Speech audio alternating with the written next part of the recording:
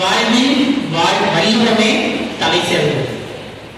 உள்ளந்தோறும் வள்ளுவம், உயர் நூல்தோறும் வள்ளுவம் என்றெல்லாம் ஆண்டவர்கள் சொல்லப்படுகின்ற இன்றைய வள்ளுவத்தை நான் முன்கொண்டு வாழ்வியல் சூழலையும் வள்ளுவத்தினுடைய வெளிப்பாடுகளையும் தங்களுடன் பகிர்ந்து கொள்வதில் மகிழ்ச்சி அடைகின்றேன். இந்த சங்கமத்தில் இணைந்திருக்கக்கூடிய தமிழ் சங்கத்தினுடைய தலையாய பொறுப்பில் இருக்கக்கூடிய அத்துணை பேருக்கும் மீண்டும் ஒரு முறை வணக்கத்தை உரித்தாக்கிக் கொள்கின்றேன். வள்ளுவர் கடவுள் பெருந்தகையார் தன்னுடைய நூலை முப்பாடாக்கி பிரித்திருக்கின்றார்.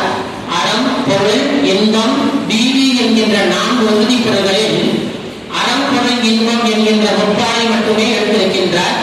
காரணம், இந்த 3ஐயும் சரியான முறையில் கையாண்டால் வீதி என்கின்ற ஒன்றை கட்டாயமாக அடைய முடியும்.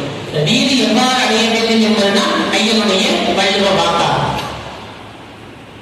வீதி என்ற ஒன்றை விரித்து பாடாத காரணத்தையும் பதினேழழகர் தன்னுடைய உரைகளிலே சிறப்பாகவும் செம்மையாகவும் சொல்லியிருப்பார். திருக்குறளுக்கு உரை எழுதிய பேராசிரியர் பெருமக்கள் ஏராளம். அகர முதல எழுத்தெல்லாம் ஆதி பகவன் முதற்றே உலகு. அகரத்தையே தமிழினுடைய முதலெழுத்தாகவும் அகரம், ஆகாரம், ஊகாரம் என்று சொல்லக்கூடிய பாங்கினை அடிப்படையாகவும் ஆ என்ற எழுத்தை முதன்மையாக வைத்து நகரத்தையே கடைசியாக முடித்திருக்கின்ற வள்ளுவனுடைய நெறிப்பாடுகள் வாழ்வில் போற்றத்தக்கவை. எத்துணை சிந்தனை இருந்திருக்க வேண்டும் அன்றைய காலத்தில். இன்றைய தொழில்நுட்ப கருவிகள் எத்தனையோ, ஊடகங்கள் எத்தனையோ, முகநூல்கள் என்றெல்லாம் பெருகிய இந்த காலகட்டத்தில் நாம் இத்தனை ஆராய்ச்சிகளில் இறங்கியிருக்கின்றோம். ஆனால் அன்றைக்கு எந்த விதமான ஒரு ஆராய்ச்சியும் இல்லாமல் வள்ளுவன் அனுபவித்து எழுதியிருக்கின்றான். அதுதான் காரணம். எக்காலத்திற்கும் நிலைத்து நிற்கக்கூடிய ஒரு இலக்கியம்.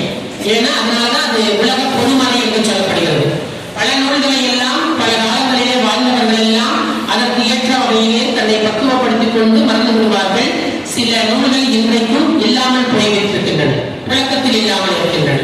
எழுத்து வடிவிலும் ஏற்று வடிவிலும் இருந்தாலுமே கூட மக்களினுடைய மனதில் காணாமல் போய் இருக்கக்கூடிய இலக்கியங்கள். எடுத்துக்காட்டிற்கு கூட சொல்லலாம், கடையேறு வள்ளல்களை எல்லாம் ஒரு காலத்தில் பெரிதாக சொல்லப்பட்டவை. கடையேறு வள்ளல்கள் எல்லாம் ஒரு காலத்தில் பெரிதாக சொல்லப்பட்டவை. ஆனால் இன்றைக்கும் எங்கு காணிலும் வள்ளுவோம். ஒரு பேருந்தில் எழுதுகின்றோமா வள்ளுவோம். ஒரு பள்ளி வளாகத்தினுடைய சுவர்களில் எழுதுகின்றோமா வள்ளுவோம். வாழ்விலே கடைபிடிக்கக்கூடிய நெறிபாடுகளுக்கு வள்ளுவோம். பள்ளி வளாகங்களிலே வள்ளுவோம். வள்ளுவம் இல்லாத நாளே இன்றைய வாழ்வில் இல்லை என்றுதான் சொல்ல வேண்டும். அப்படியாப்பட்ட வள்ளுவத்தை சிந்தை மொழியும் சொல்லா நிலைமையும் உடையது என்பதை உகந்த காரணத்து வகையால் சொல்லியிருக்கிறார். அந்த வகையிலே வீடு என்பது குறிப்பு பொருளாக மட்டுமே சொல்லப்படுகிறது.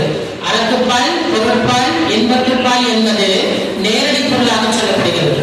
அறத்தை முன்வைப்பதற்கு காரணம், அறவாழ்விலே ஈடுபட்டால் குறிப்பிட்ட காலம். அதனால 38 அதிகாரங்களை வைத்திருக்கின்றார்.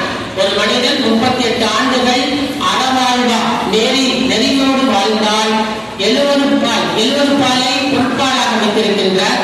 இந்த பொருளை ஓடி ஓடி சம்பாதித்து அதை எவ்வாறு சேர்க்க வேண்டும், எவ்வாறு செலவழிக்க வேண்டும் இல்லையா? இன்னைக்கு பொருள் இல்லை என்றால் உலகம் இல்லை என்று சொல்லுகிறார்கள். உலகம் இல்லை என்று சொல்வதை விட இல்லம் இல்லை என்றுதான் சொல்ல வேண்டும்.